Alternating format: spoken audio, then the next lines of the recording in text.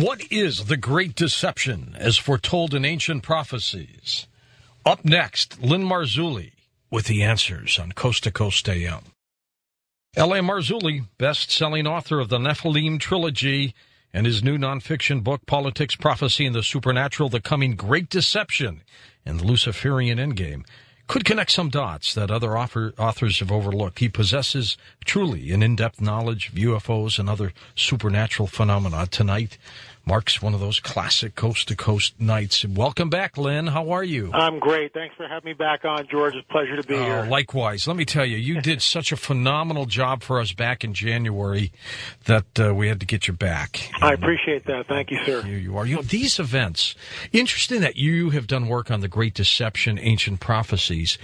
Things are happening now that I bet the ancients foretold thousands of years ago. Well, I would certainly agree with that. I mean, whether or not we're in, let me back up. I believe that we're in this time period where some of these prophecies are actually in the process of being fulfilled. It's up to the listener to do their own homework and make their own conclusions. But from my point of view, from where I'm sitting and looking at world events and what's happening, I would say that we're moving into this time which these prophecies basically detailed for us. Let me just read one real quick. Nation will rise against nation, kingdom against kingdom. There will be famines and earthquakes in various places. All these are the beginning of the birth pangs. And what I see is sort of an acceleration. I've been kind of using that term lately. I spoke to a guy who works at World Vision. For those listeners who don't know what World Vision is, it's a relief organization. They have 30,000 staff people full-time in 100 different countries all over the planet.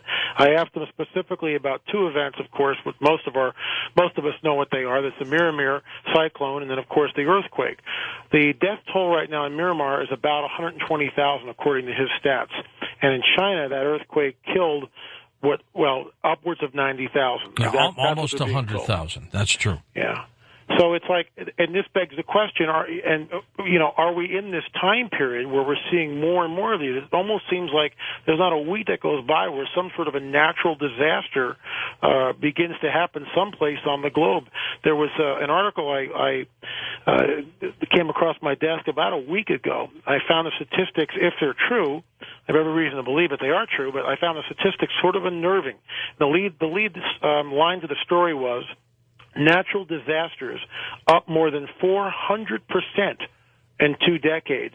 So it's like, if it was 50%, we could go maybe, something is cyclicking. We really don't know. We've just been mapping the weather, and we're not really sure. We can look at the growth of, 1,000-year-old trees and take a look at some of this stuff. 50, 60, 70%, but 400% in just 2 decades. It seems to be like there's an acceleration. But see, we're only talking weather and natural disasters. When you move into other things, for instance, like famine, we know that there's lots of famine happening on the planet. When you look at what the AIDS epidemic has done in Africa, where the figures, depending on who you talk to, can be from 30 to 60 million people killed by the AIDS virus. And it's just, the slaughter that's going on in Darfur, the wars that are constantly breaking out and continuing throughout the planet.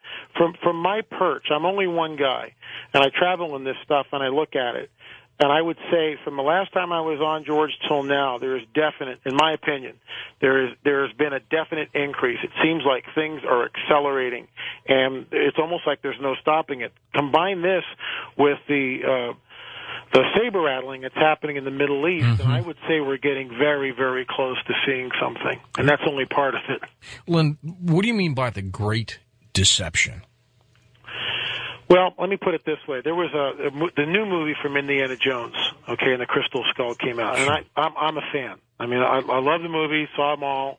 I'll never forget, the very first one sitting in the theater when that stone comes rolling down and Indiana's running for his life. Just amazing classic stuff. Amazing stuff. Great film stuff.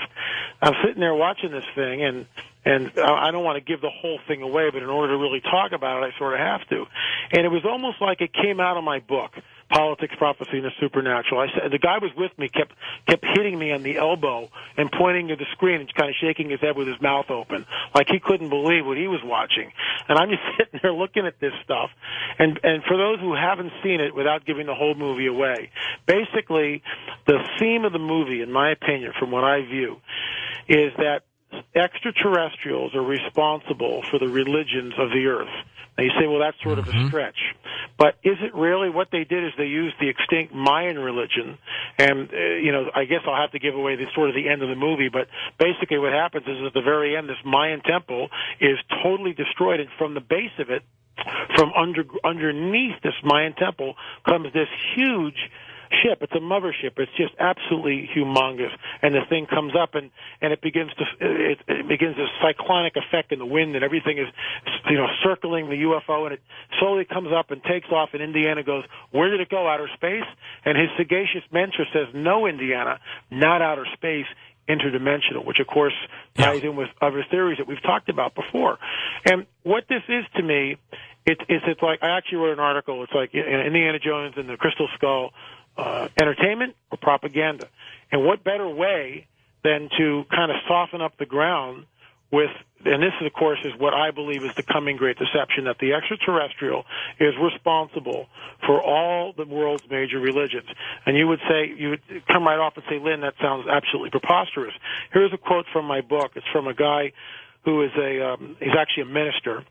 His name is Barry Downing Jr., and this is what he writes. This is verbatim, taken from his book, and I'm quoting now. Right. But I very much suspect that the ascension cloud was the same UFO which led the Israelites through the Red Sea, gave Moses the commandments, carried Elijah to heaven, descended like a dove at the baptism of Jesus, perhaps carried away bodily at the ascension. This is probably the same cloud which brought two men to meet Jesus at the Mount of Transfiguration, and probably the same type of UFO which brought the angels to the shepherds at Christmas. So in other words, in this man's opinion, and he's certainly entitled to it, like I am mine, sure, but he believes that all of these religious experiences, and you remember the political situation in the Middle East is in direct correlation to those supernatural events that happened millennia ago. I mean, that's what we're seeing. People believe in different mythos, believe in different supernatural events. So Spielberg's movie is basically telling us, and right along with Mr. Downing, that it's all E.T. The extraterrestrial is the one who genetically manipulated us 30,000 years ago. They're the one that started all these ancient monuments.